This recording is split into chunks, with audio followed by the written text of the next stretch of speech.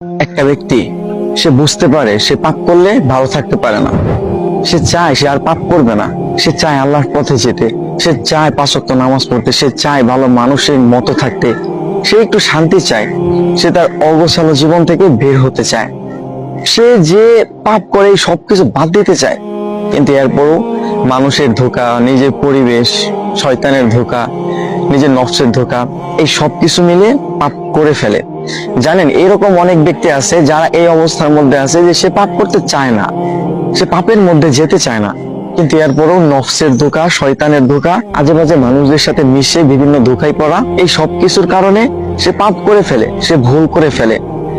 কিন্তু একটা মানুষ সে যখন ভুল করবে, আবার তওবা করবে, আবার ভুল করবে, আবার তওবা করবে, এই মানুষটা যদি এইভাবে চালায় যাইতে থাকে এবং একটা সময় গিয়ে হয়তো আল্লাহ তাআলা চাইলে সে একদম পাপ থেকে মুক্ত হয়ে যাবে, সে একদম ভালো হয়ে যাবে।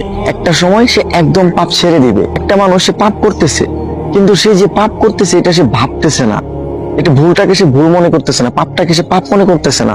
সে একটা খারাপ কাজ করতেছে, সে পাপ করতেছে, তার কাছে মনে হচ্ছে না যে এটা ভুল, এটা খারাপ, এটা পাপ, আল্লাহ তাআলা এটা অপছন্দ করেন, আল্লাহ তাআলা এটা থেকে দূরে থাকতে বলছে।